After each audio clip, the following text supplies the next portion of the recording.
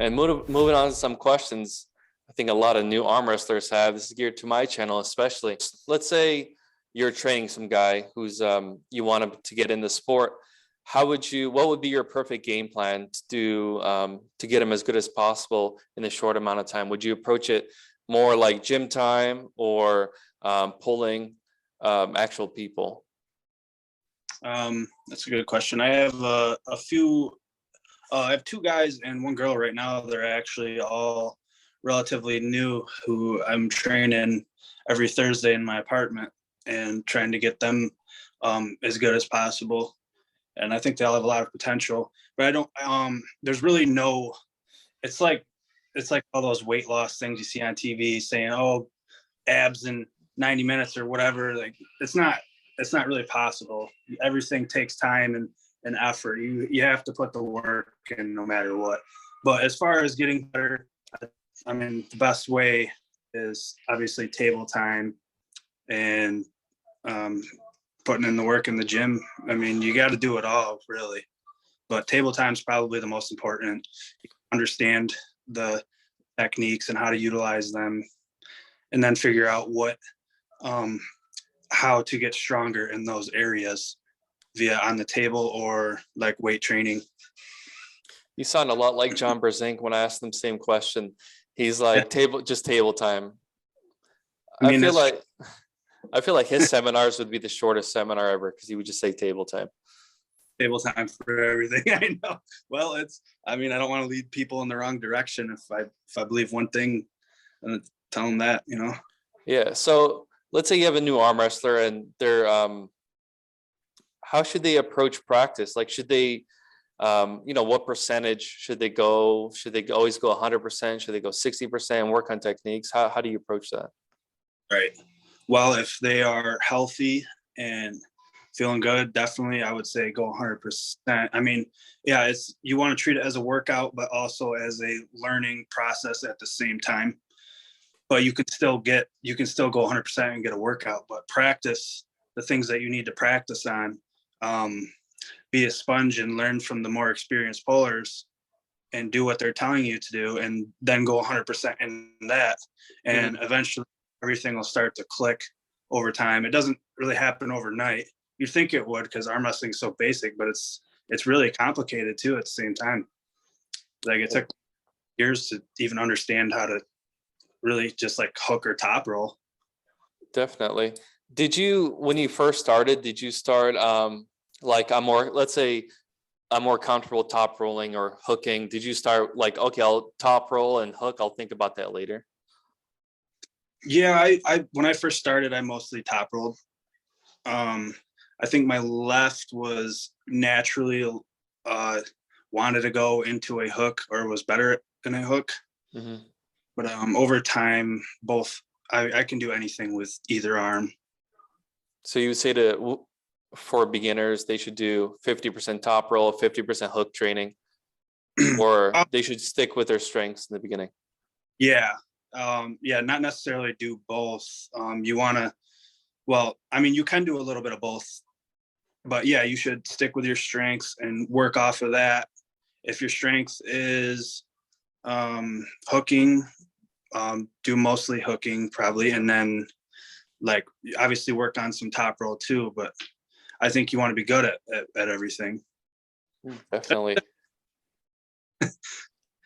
I know when I first started out, I was just a top roller, but then I get into a tournament, someone puts me in a hook and I just lose every single time. So someone said in a practice, he said, let's get into a hook. I'm like, well, I don't hook, I just top roll. He said, well, how does that make sense? What, are you just going to lose 50% of your matches? And honestly, that makes a lot of sense. Mm-hmm. Yeah, either be really good at top rolling or get stronger in a hook. You either got to be like super good at top rolling so nobody can hook you, or you got to be able to fight in all angles because you never know when someone's going to get you there, and you got to find a way out of it. So I guess it also depends on your strengths. Like, Like some guys might not need to be getting a hook because their top roll is just so damn strong, nobody can hook them. Mm-hmm. But yeah, it just That's depends true. on.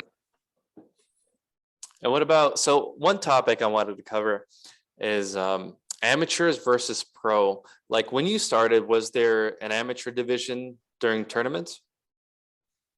Yeah, there's always been amateurs since as far Okay. as I. Yep. And did you start competing in amateurs Yeah, when I you first started? Yep, for a couple of years probably. A couple of years. And how would you, I know there was a Facebook like group topic about it. How would you categorize like what an amateur is versus what a pro is? Yeah. Well, I think an amateur is somebody who doesn't have the experience, like knowledge wise, of all the techniques. They might be really strong. They might be stronger than all the amateurs, but they're still not a professional. They don't understand. And if they pulled in the professional classes when they're still at an amateur technical level, Mm-hmm. they probably likely to injure themselves or get hurt just because there's just more power involved. I'm not saying that they shouldn't pull pros, but I'm just saying like they're still technically an amateur. Okay. Just strong doesn't classify them as a professional arm wrestler. So let's say you were gonna come up with a tournament, you're gonna be a promoter for a tournament, and you know somebody is a good amateur, they always win first place. Would you not let them enter amateurs, or would you say, hey, you have to, I mean, you could, I'll take your entry fee and you can do both? Yeah, it depends on how long they've been, how many amateur tournaments they've been winning. I don't know. It could be a promoter's discretion. There's not really like a general rule. I think most people do like 3 wins and you got to pull pros. And it might depend on what tournaments you're winning. Like if it's a small little local tournament where nobody's really showing up to and you win that, they might not count that. Mm-hmm. I think most of it just seems to be discretion, really. Yeah, it's kind of a confusing topic for a lot of new people. And when did you know? So you competed in amateur for 3 years. When did you know that you can compete at that higher level? When I was just winning, I always wanted to climb the ladder and get better and better. So I pulled amateurs and until I was winning most of the time or all the time. I won nationals once or twice. I think I won nationals once or twice left-handed, and I won nationals right-handed. And I switched to pros. I actually switched to pros left-handed before I did right-handed, but my right always had more quicker gains and stuff too. So it's came back. And so you would suggest for like a new puller to kind of ease their way into the pro class, or would you say after 3 wins just pull pro and kind of be done with it? It depends on how they're feeling really. If they want to pull pros, who's going to tell them they can't? You know. Yeah, that's true. Just be cautious. You know, learn how to arm wrestle first. I would recommend to learn how to arm wrestle first for anybody. Learn how to stay safe and not break your arm, and somewhat understand the technical aspect of at least just a hook or just a top roll. Like just understand how to do one move, just at the very basic part of it. Definitely. And what would be your advice for brand new pullers? I know we covered it a little bit before. What would be your advice between a beginner puller to a mid puller? What would be the difference? Okay.